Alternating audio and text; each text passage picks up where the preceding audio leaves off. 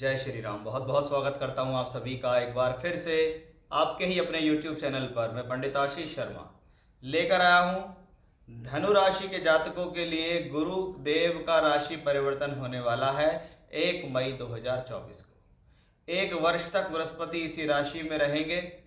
एक वर्ष के अंदर ये बृहस्पति आपकी राशि से छठे भाव में रहेंगे, शत्रु की राशि में रहेंगे, 3 नक्षत्रों में होंगे, 2 स्थान के स्वामी होकर छठे घर में रहेंगे, 3 स्थानों पर दृष्टि देंगे। इसका क्या फल होगा आपके जीवन में, वो सब कुछ बहुत ही विस्तार से आपको इस वीडियो में जानकारी मिलेगी। इसलिए वीडियो में अंत तक बने रहिएगा जिससे कोई भी विशेष जानकारी ना छूट जाए। पहली बार चैनल से जुड़े हैं, वीडियो पसंद आती है तो चैनल को सब्सक्राइब करना ना भूलें, जिससे भविष्य में भी आपको ऐसी जानकारी मिले।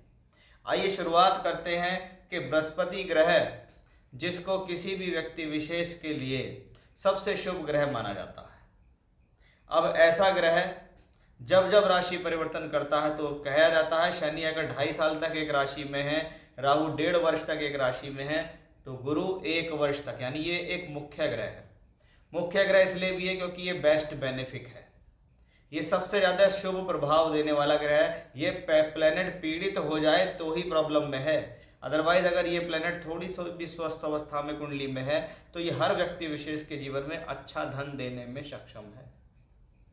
अब ऐसा बृहस्पति जिसको कहा जाता है ज्ञान का, विवेक का, बुद्धि का कारक है, अध्ययन, अध्यापन, वेद वेदांग, ज्योतिष, कर्मकांड या पूजा पाठ से संबंधित चीज़ें बृहस्पति में आचार्य हैं, यानी अध्यापक का क्षेत्र, फाइनेंस का क्षेत्र, मार्केटिंग का फील्ड, सेल्स का फील्ड, फाइनेंस से संबंधित बैंकिंग सेक्टर्स, वकालत, जहां सलाह देने से संबंधित काम हो, ये सब बृहस्पति का अधिकार है। और वो बृहस्पति शुक्र की राशि में जाते हैं, और शुक्र को काल पुरुष की दूसरी राशि है 2 नंबर जो है, यानी ये भी फाइनेंस से जुड़ी हुई राशि है। तो जब गुरु ग्रह शुक्र की राशि में जाते हैं तो कहीं ना कहीं इसको धन के लिए शुभ माना जाता है। इसी तरीके से आप जानते होंगे कि शुक्र ग्रह उच्च कहाँ पर होते हैं, गुरु की राशि में शुक्र उच्च होते हैं। और बृहस्पति अगर वृषभ राशि में आता है तो ज़्यादा खुश होता है, क्योंकि उसके पीछे रीज़न है, यहाँ पर वह 3 नक्षत्रों की कक्षाओं में गोचर करता है। पहली नक्षत्र कक्षा कृतिका नक्षत्र, फिर रोहिणी और मृगशिरा, ये क्रम से सूर्य, चंद्र और मंगल के नक्षत्र हैं। सूर्य, चंद्र और मंगल जो कि बृहस्पति के लिए मित्र हैं, इसलिए बृहस्पति इस 1 वर्ष के अंदर 3 कक्षाओं में गोचर करेंगे और वो तीनों कक्षाएं आपके लिए शुभ हों। अब ध्यान देने वाली बात यह है कि धन का कारक है, 5 जगहों का कारक है बृहस्पति। धन का है, संतान का है, भाग्य का, कर्म का और लाभ का। वो कारक ग्रह गुरु छठे घर में आता है। इसका मतलब ये बात पक्की है कि छठे घर को हम कहीं ना कहीं संघर्ष के लिए भी देखते हैं कि अब ये बृहस्पति फल तो देंगे, लेकिन छठे घर में है, इसलिए इन सारी चीज़ों को प्राप्त करने में संघर्ष तो होगा, यानी पहले के मुकाबले एफर्ट्स बढ़ेगा।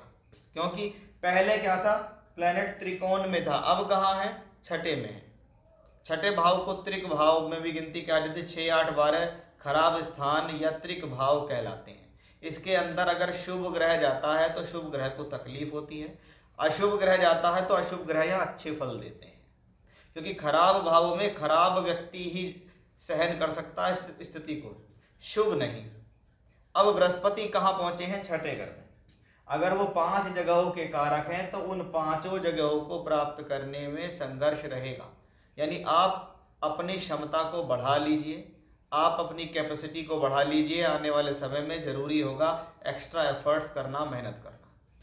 राशि या लगन का मालिक गुरु जब छठे घर में रहता तो छठा घर है रोग, ऋण, शत्रु, यानी छठे घर में जाके उसको छठे घर के कारकत्वों को ग्रहण करना पड़ेगा। यानी आने वाले 1 वर्ष में रोग भी मिलेगा, ऋण भी मिलेगा, शत्रु भी होंगे, यानी कंपटीशन बढ़ेगा, कंपटीटर सामने आएंगे, क्योंकि आप चल कर के छठे घर में पहुंचे हो। इसलिए अब आपकी इतनी नहीं चलेगी, 6th हाउस वाले की ज़्यादा चलेगी। अगर आप पर ऋण नहीं है तो बहुत अच्छी बात है, ऋण लेने से बचें, अन्यथा ऐसा प्लेनेट आपको किसी ना किसी जिम्मेदारी में डालकर कुछ ना कुछ कर्जदार बना देता है। 6th हाउस में बृहस्पति क्या है, खान पान का ध्यान नहीं रखा, नियम अनुशासन नहीं रखा, भोजन प्रणाली ठीक नहीं है, व्यायाम नहीं कर रहे हैं तो 6th हाउस का जुपिटर आपको लीवर की प्रॉब्लम, मोटापा, कोलेस्ट्रॉल, डायबिटीज़ ये सब रोग देने में सक्षम है। और वो सारी चीज़ें जीवन में रखी हैं तो ये बृहस्पति आपको ठीक भी रखेगा। इसलिए 6th हाउस के 6, 8, 12 उस रोग ऋण रिपू के फल कैसे मिलेंगे, वो इसी तरीके से है कि भाई रोग कैसे होगा कि वो सारी चीज़ें मिस हुई तो रोग होगा। ऋण कैसे होगा कि कोई चीज़ें आपके ऊपर आ जाएंगी। अब आप सोचेंगे यार कमाई तो अच्छी हो रही है तो एक काम करते हैं कुछ चीज़ ले लेते हैं, छोटी सी EMI जाएगी हर महीने 5,000 10,000 की चुका दूंगा। वो यहाँ से आता है कंपटीशन। चाहे बिजनेस कर रहे हैं चाहे नौकरी कर रहे हैं उसमें आपका कंपटीशन बढ़ता दिखाई देगा। अब ये बृहस्पति चौथे घर का मालिक होकर भी यहाँ पर बैठा हुआ है तो इस दौरान कोशिश करें वाहन चलाने में सावधानी रखें। दूसरा, प्रॉपर्टी से संबंधित अगर कोई काम करने जा रहे हैं तो उसकी जांच परख कर लें, आपके साथ किसी प्रकार का कोई फ्रॉड ना हो जाए, इसका ध्यान रखें। क्योंकि छठा घर मुकदमे का भी है कि क्या हुआ जी मैंने प्रॉपर्टी खरीद ली, बाद में वो फेक निकला, फिर उसमें केस कर रहे हैं, इसी तरीके से आपका पैसा और समय खराब हो जाएगा।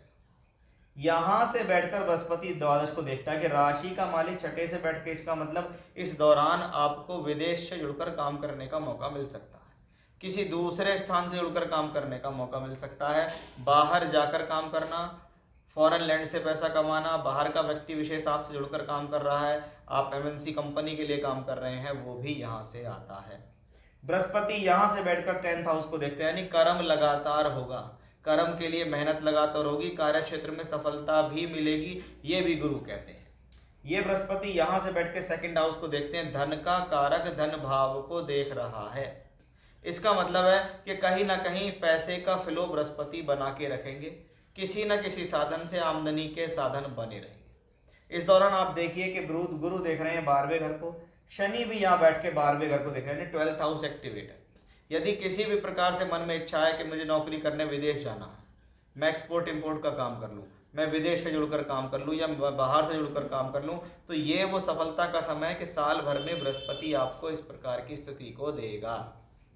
तो यहाँ मैंने आपको सारी रूपरेखा बृहस्पति की समझा दी कि बृहस्पति 1 वर्ष के अंदर क्या क्या आपके साथ करेंगे, क्या क्या आपको दे सकते हैं, क्या लाभ हैं, किन बातों का ध्यान रखना है और कैसे आपको जीवन में आगे बढ़ना होगा।